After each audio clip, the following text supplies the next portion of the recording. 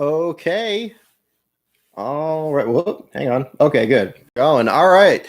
Good evening, everyone. This is Brock Beard from lastcar.info, and we are coming at you right after the conclusion of the Bristol Dirt Race for the Cup Series here, a rare Monday evening show. And not only that, after a doubleheader. Hopefully we're coming across okay for you guys. Definitely appreciate you guys tuning in here. Unusual circumstances as they are. I hope you enjoyed the coverage there a bit earlier today for the dirt track race. An unprecedented set of circumstances, really, between everything that's certainly going on at the same time. Before we get started, certainly thoughts go out to everybody that's been affected by the storms over this past weekend. Not only the people that were working at the Bristol track and in that area, but also the tornadoes last week that led into this became kind of secondary with all the action this weekend at the track there. Made that secondary to all of that going on at the same time.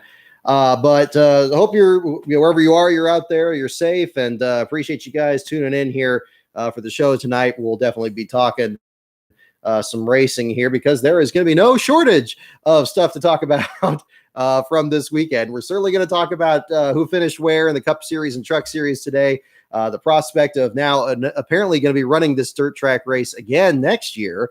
We'll see what time of the year it's going to be. I suppose it's going to be the same time of the year, but that's all up in the air, I would think.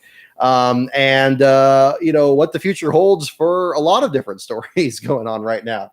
We first got to talk about the other great runs that we had today. And I think one of the big stories, Joey Logano, of course, unofficially your winner, Anthony Alfredo, unofficially your last place finisher, pending the results of post-race inspection. But a couple of the big stories we have to talk about are the fantastic runs by the two new teams that we'd seen this year. We talked a lot last week about Team Trackhouse and their great sixth-place run that they had with Suarez for much of that race before an unfortunate late race pit penalty dropped them further back in the order. We talked even before that about the great run that 2311 Racing had at Phoenix and how they were very close to getting a great finish with Bubba Wallace there before some unfortunate tire strategy that led to them falling further back in the lineup. In this race here, we got to see both of them in the top 10 for much of the race, and Suarez in particular doing a fantastic job out there, leading I don't even know how many laps at the time, just a large portion of the race, at least past the halfway point, and finishing in the top 5 in both stages and the finish of the race. A great points day, I would say, for the 99 team. If they keep that up, they're going to be knocking on the door of getting into the top 16 here before too much longer. But also talking about 2311, of course, they had the tire failure towards the end of the race, very late in the race, though. But prior to that, Bubba was able to get that car up there and, get top 10 runs there, and I believe in both the stages, certainly in the second one. But a great run there for the number 23 team. Bubba Wallace, again, you think of his win at Eldora. You think even one of his first great runs with the Petty team was at Bristol in the spring race and led some laps there, getting around leaders under green. So perhaps not entirely surprising that he's done as well as he did. But again, for startup teams out there, we know about I know obviously they're not the only ones with the Live Fast team. They're just, again, in a very different scenario, really starting from scratch versus the technical alliances that Trackhouse and 2311 have. But I think there's a lot of positives that both teams can glean from this. Unfortunately, only one of them had a good finish at the end of the race. But again, I think going into Martinsville and beyond, especially again, Wallace has been particularly good at Martinsville. It's going to be interesting to see what happens in a couple weeks. But looking at where everybody did finish in the race, great job by Ricky Stenhouse Jr. mentioning him in the looking at his stats there. He hadn't finished worse than 18th this year, has completed now all but 2 laps in the first 7 races of the season, and now has his first top 10 finish of the year, finishing second and really within striking distance of Logano. They were almost calling that finish a little bit too soon. He was once he got around him on the green white checker there to finish it up. Stenhouse was looking to really kind of shock the world, especially after how much he struggled at Bristol last year. When he got in wrecks early in both races, ended up finishing last in the summer race. Coming back in this one, a fine turnaround. His teammate Ryan Preece was in the top 10 for a lot of the beginning part of the race. He finished a bit further back here, just looking at the results. The 18th spot, still in the lead lap, but again, a great run for them. And on top of the fact that they've really outperformed even as an open team this year, the 37 team, great turnaround for JTG Daugherty Racing as well. You see, you mentioned Suarez. You got to mention Tyler Reddick getting the 7th place finish despite his car overheating. Ryan Blaney had significant damage in one of those wrecks, tore up the quarter panel, something fierce on the back of the car. Still getting an 8th place finish there for him. Eric Jones, the last time the Cup Series raced on dirt, the number 43 went to victory lane. Obviously, there's a big difference between Richard Petty Motorsports and the former Petty Enterprises team from back then. And even then, according to that article posted in last October, the Auto Week was tweeting about again earlier this week. That wasn't even a former Petty Enterprises car that he ran that last time. So perhaps there's more in common with the team these days. But Eric Jones getting a great 9th place finish there. Had a little bit of damage in the rear of the car, but seemed to have a pretty clean race appropriately in the Tide sponsored entry. Brad Keselowski, didn't see much out of him most of today. Same with Michael McDowell. They ended up 11th and 12th. Great runs for them. Chris Buescher keeps his strong start to the season going with a 14th place finish.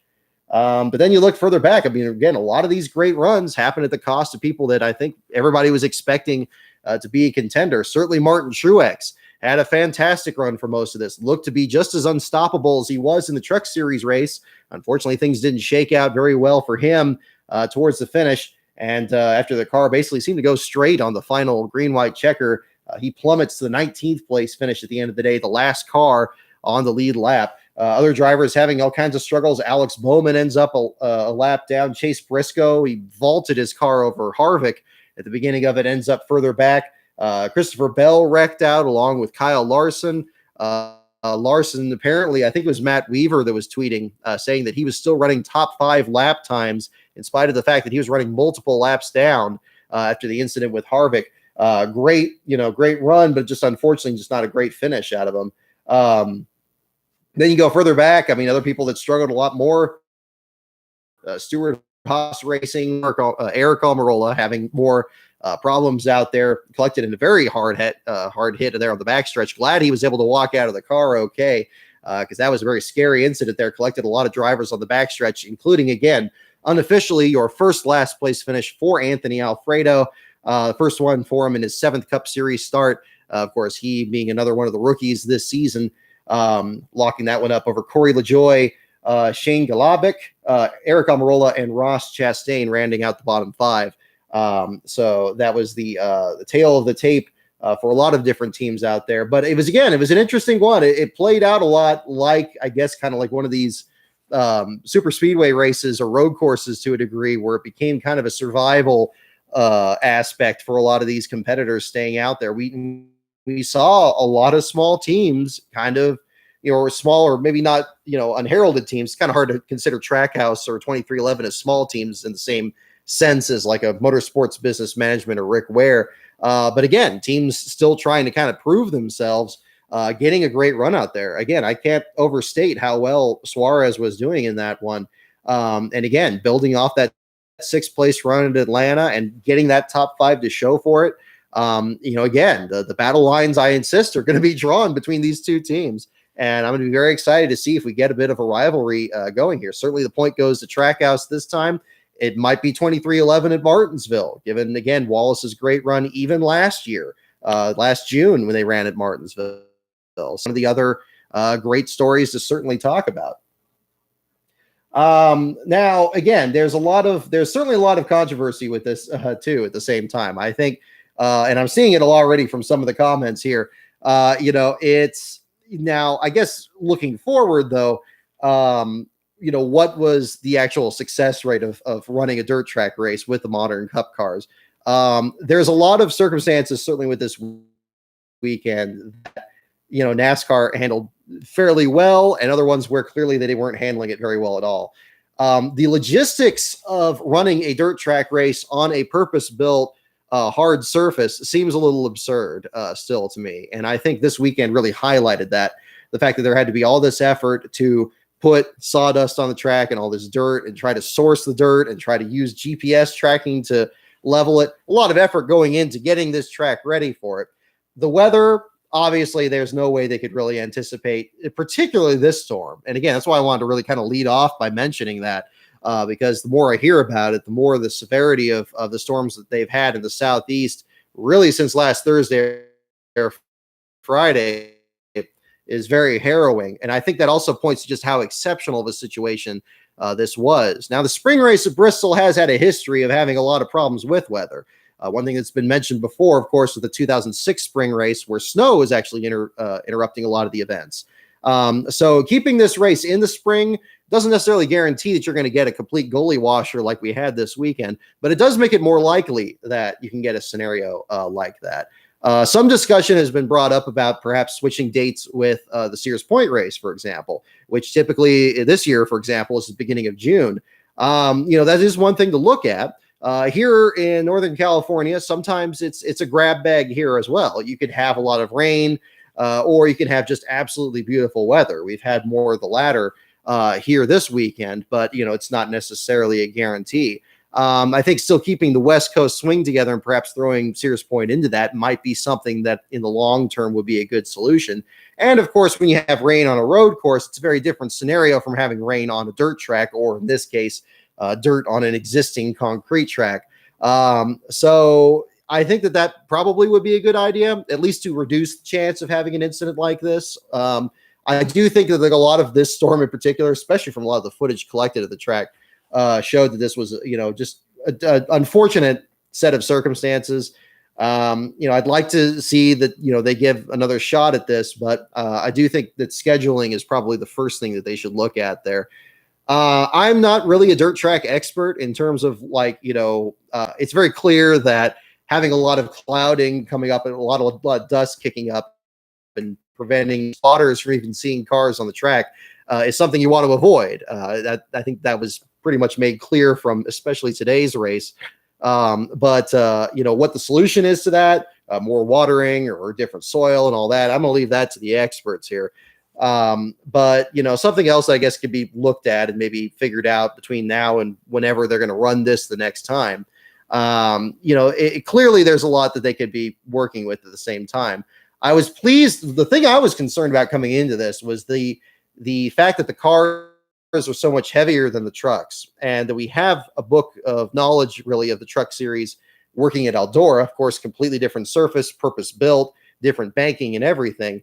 But having much heavier and faster stock cars, I was thinking the dirt was going to start coming up and start chunking off of the track, because this is one thing that everybody brings up. And I appreciate Junior bringing up the concept of going back to running pavement at Bristol. The thing that's forgotten about that, the reason they stopped running concrete at Bristol or stopped running pavement at Bristol is because the surface was coming up. It was coming up in huge chunks. In August of 91, when Kawicki won there were chunks coming up and, smashing windshields out back when they were glass windshields and just being a real big, hazard there. Or, even into, I think it was the spring race in 90 till with the surface coming up in that one as well, before we actually got the introduction of the concrete surface.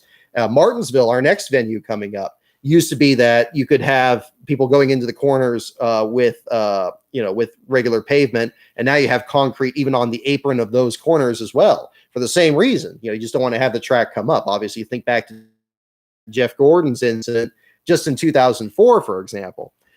So I was pleased that it didn't seem like that was the situation that was coming up, at least unless you count like the first attempted heat race back on Saturday for the truck series. But I was glad that we didn't see anything like that really with the track coming up and then seeing just the concrete or the sawdust underneath. It didn't seem like that was the situation, at least from what I've seen so far this weekend. But that's something that I think needs to be looked at a little bit more. I think, if there's a good, solution to, maybe this leads to an encouraging discussion of trying to repave Bristol with asphalt that hopefully doesn't come up like it did back in the 90s, to still get that feel like a dirt track, but not have to keep putting dirt on and taking it off and putting it on and taking it off. I just think in the long term, it's not going to be sustainable to keep doing that, especially when you have all these other dirt tracks and that we've made it work at Eldora, even though the truck series is a smaller venue. I guess it's kind of leading into this other aspect of it. It does seem to make more sense to actually get, races back on all these classic dirt tracks out there and bring more focus to other venues that, NASCAR is kind of either left behind or just hasn't even been there at all. Obviously you want to have big grandstands to get as many people in there as possible. It's going to be a big draw. But I was very impressed with what Eldora was able to accomplish. And then whatever was going on behind the scenes that, prevented that from being an option, I don't know about, but it does seem, a little suspicious that this is happening at the same time Stewart's starting his own series and running at Eldora. So, I'd like to see, this kind of racing, but again, it's a lot of work that goes into it. And kudos to the people at the track that were putting in that work. I think Fox, as obsequious as the Fox broadcast in particular seems to usually be with such topics, I think it is worth giving a call out to the people that were working at the track this weekend, spinning the all-nighter, draining the track and trying to till the dirt and trying to get it just right. Even though it's a really awful situation that you just have so few people can't actually come out there for Monday for an event that's been hyped for weeks. There's only so much you can do there, but I think that was still something very positive to look at from the event there too. Goodness. Oh, thank you, Tad Hugo. Thank you for both super chats there. I didn't see your earlier message there before you left that out there, but thank you so much there for both of them there from our close friend Brock. Right on. So again, there's I definitely want to get your guys' thoughts on this too, in terms of the sustainability of this race. I think this is definitely something to kind of look into. It was going to be. I'm reminded a little bit. Bristol has had an unfortunate history of trying to figure out things on the fly. The time that I was there in 2007 was the first time they ran the gradient banking there, and the big tagline that weekend was new concrete, same chaos. And there's like, oh my goodness, they're gonna have this gradient banking. It's gonna be new. And the reason they did that was, again, similar issue to back in the early 90s. In the spring race 2006, there were seams opening up. They were cutting down tires. They had to repave it. The Bristol night race is a big draw. They couldn't afford to have big issues like that. And then while they did that, they ended up changing the banking altogether. Of course, that's been a hugely controversial issue because that fundamentally changed the racing there. And then, of course, the car tomorrow on top of that already being introduced. And then going to that race, and then, that was a race that had long green flag runs. I think the first 415 laps were under green. This Bristol race was kind of in that same mold. Obviously it had more cautions, had more wrecks and things like that happening, but more unpredictability, and perhaps an outcome that they didn't anticipate when they came up with this. Much has been said. Again, I'm not a dirt track expert, but I know that people were talking about, there was somebody who was pointing out that the truck series lucked out with the Eldora event because Tony Stewart really, took that on himself, had his dirt track knowledge, had been working with the track for a long time, knew what needed to be done from one moment to the next. Whereas in this one, it seemed a little bit like they were just kind of figuring it out on the fly. The single file restarts towards the end of the race is one thing to look at, and the extra time needed during the last before the last restart to water the track down a lot more, which seemed to throw some drivers for a loop as well. And the other thing too, if we're going to have a novelty like this, the thing, I was talking to my brother about this race. Whenever I talked to him about it, he kept being surprised this was a points race. He kept thinking this was going to be the All-Star race. And he kept saying, no, this is actually a points race. They're doing it just like they did with Eldora. And, it got me thinking, it's like, again, if you're going to do a novelty like this, and I've mentioned this in the past with just the formats of the All-Star race in the past, that they're shorter heats and you have, kind of a throwback angle. You want to kind of do something that's just completely outside the box. Seems like a dirt track would be a perfect place for that, especially given that the Bristol All-Star race last year was, quite frankly, pretty lame. I mean, we didn't have anybody fall out. You had everybody, I think, was still on the lead lap at the finish of that, and Chase Elliott seemed to win it just in a walk. If you ran a dirt race there, just imagine doing again. You would be able to do these short stages. You would be able to use even the same tires that they had this weekend. The big issue with this weekend too, they had to split everything down to 50 lap stages because the tires were worked so badly on Friday. If you're going to do that, then just go back to an all-star format where you have like a 50 lap, a 30 lap, and a 20 lap segment or something like that. Have the open event lead into it. maybe, throw in a truck race or something like that at the same time. That's a shorter race anyway. That you can split into similarly short segments. And then boom, you got a great venue for the All-Star Weekend. Do it under the lights. It seems like it's a more natural decision. I think the issue that a lot of this comes up with is making it a points race. And, and again, I hate it for the people that weren't able to see it because you got pushed to Monday. You got that problem at the same time. But, maybe if they scheduled it on a Saturday night, and put it, more in the summer, like the All-Star races usually are, like May to June, that would probably solve both problems at the same time. So, I don't know if that's a permanent solution, but that would be something that I think they should kind of look at there.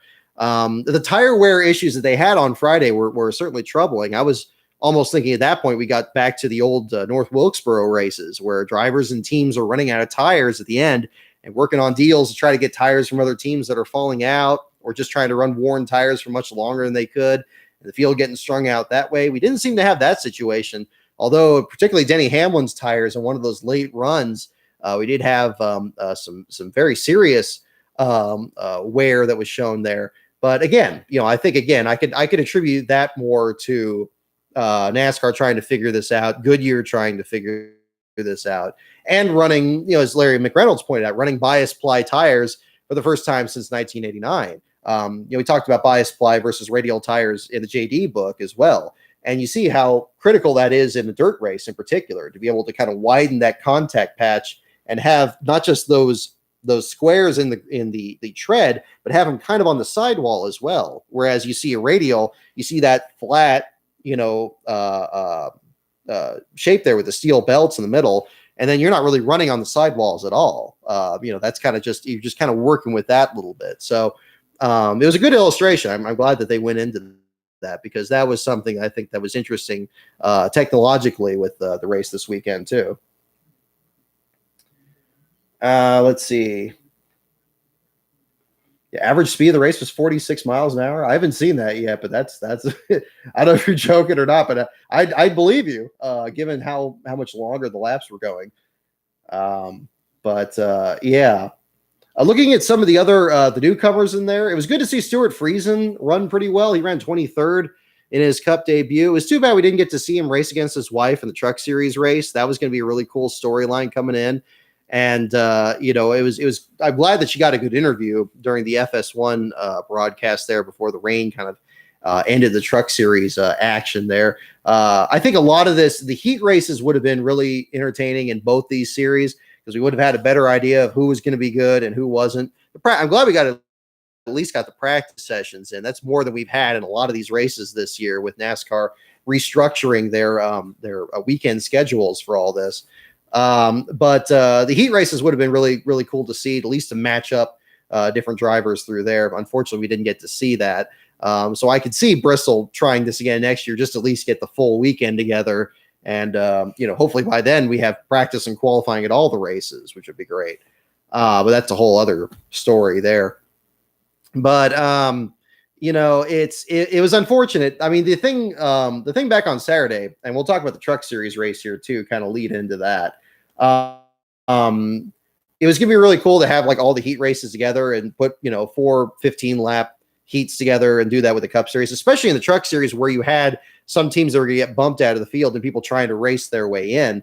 I think we would have seen some fantastic racing with the group we had. I hope that if they do this again next year with the Truck Series, we know they're going to do the Cup Series, but if they do the Truck Series again, that they have a big entry list, and maybe we can see people trying to race their way in, similar to a Can-Am duels kind of situation there at Daytona.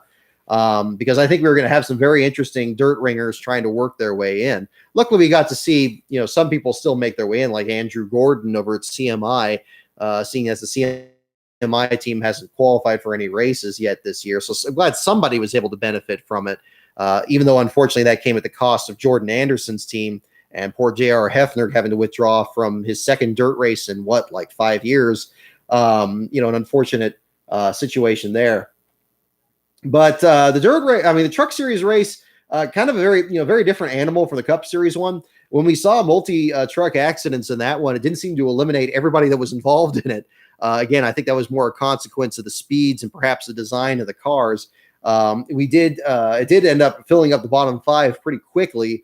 Tyler Ankrum getting collected in that accident there, broke the steering controls under the truck there and dropped him out. Apparently he was trying to get it going in kind of a Davey Allison 92 Hooters 500 way, but the truck wouldn't turn, pinned him against the wall, and they had to pull it behind the wall, and that was the end of the day for them. But first last place finish for the number 26 in the Truck Series since the year 2000 with the late Tony Roper at the Nashville Fairgrounds. So a bit of history there with that.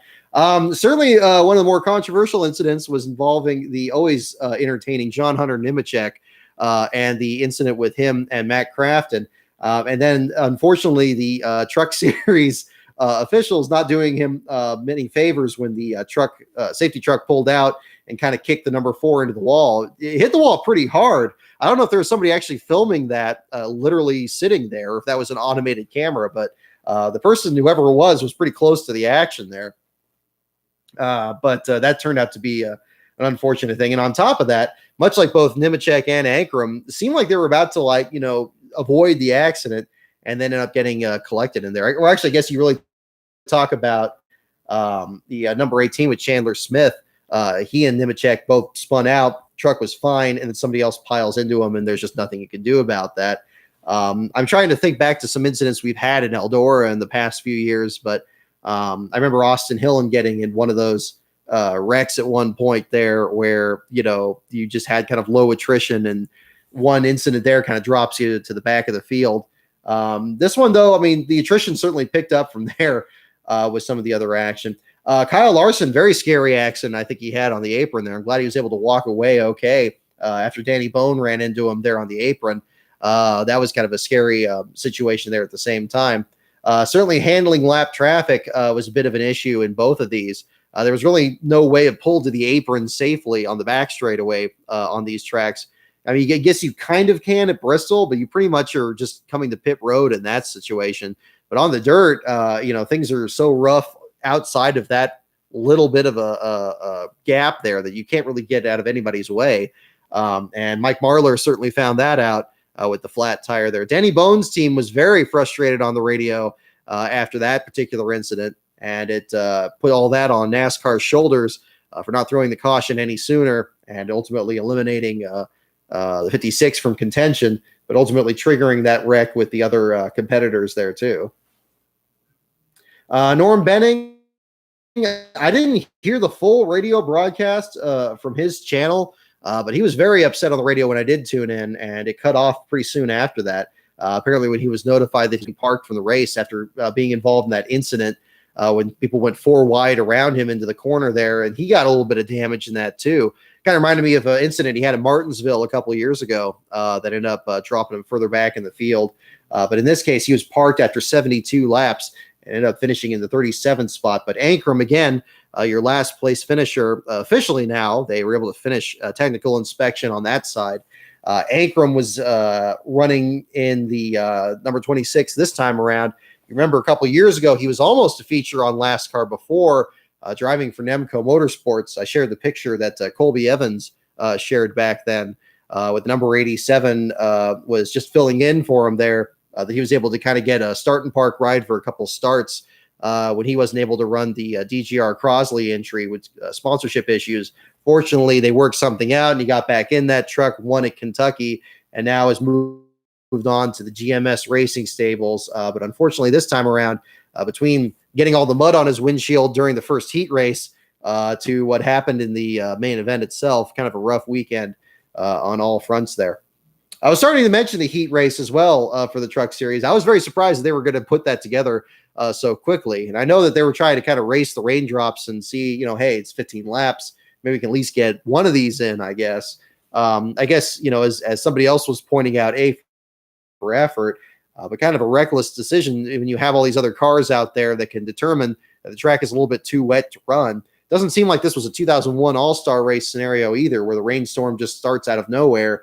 Especially when you've had so much rain during that entire day and ends up just in one lap clogging up the windshields of every truck out there. It was, as I said at the time, I think Michael Waltrip was a little too quick to congratulate NASCAR on that. Trying to get the race in is certainly their job. They're trying to get them in and especially when people are in the stands. But if it's just not going to be safe to do it, it's just not safe to do it. And I think more level-headed thoughts prevailed by Sunday when it was very clear that the amount of rain that they were getting, even though it seemed like that was going to stop around midday, the flooding was just to such an extent that you're not going to get anybody able to actually park there, much less make it into the track at the same time there. So again, kind of a crazy weekend on all fronts. Raises, I think, more questions than answers looking forward. But again, I wouldn't say it's entirely the total disaster that I think some have made it sound like. I wouldn't say it's necessarily a total success that others would say that it was. It was interesting. It was interesting. And I think at times we had some really good racing and we had some good stories. But there are other times that we just didn't have all the parts. Again, not having the heat races is unfortunate, and having to not be able to hold the races on Sunday, even though completely unavoidable, given the safety concerns and the storms and everything like that. Also a big hit. So I get that Bristol is looking to promote already running this race next year, hopefully having a more full crowd, hopefully not having the same issues with the weather.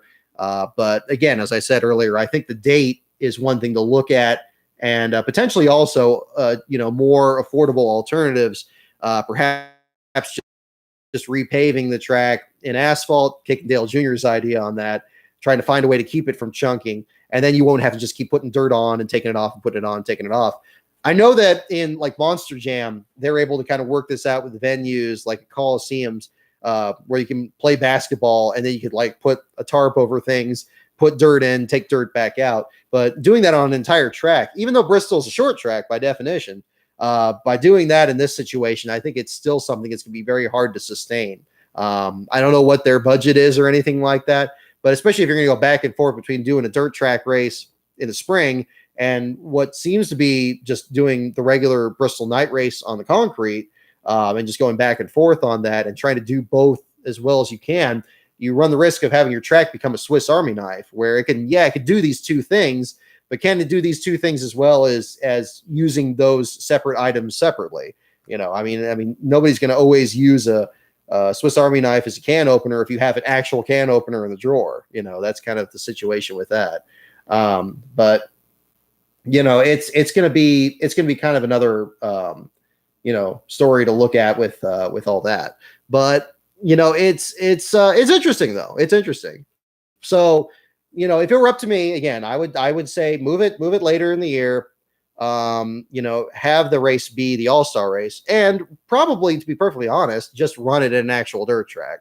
But if Bristol, if again, these tracks have to have 2 dates, which is something that I still think is unnecessary. I think really the best way to pare down the schedule and become more efficient, and especially when it comes to marketing the sport, is just have one race at each of the tracks. Watkins Glen makes that work, and it's the most popular track on the entire circuit, sold out every year. Probably lost a ton last year when they weren't able to run it, and I'm sure are already working their butts off to make up for that this year. Sears Point's been able to make it work. Homestead made it work. So many other tracks here. So what makes Pocono so special? What makes Bristol so special? What makes Martinsville so special? Just go back to just having one day to do the tracks. And it solves two things at once, because there's the other issue, of course, of the length of the schedule. I still think 36 races is too many. I like watching racing as often as I do. But I got to tell you something. When we didn't have a race yesterday, it was kind of nice to just kind of get some stuff done. I'll tell you what. It would be nice to have kind of that balance there. I mean, in a perfect world, it'd be great to watch racing just every day of the week, but that's just not practical. Of course, NASCAR used to have even further back seasons where they would run 50 or 60 races a year, have races on Tuesdays and Wednesdays and Saturdays and everything in between. But we just don't live in that time right now. It's still hard to find a lot of baseball fans that are going to watch, every single one of those games for their own team. People do, but I can't imagine it's as common. So, I think that's probably where this race really kind of figures in. It kind of draws to focus a lot of these other concerns that the sport has had, and what its ultimate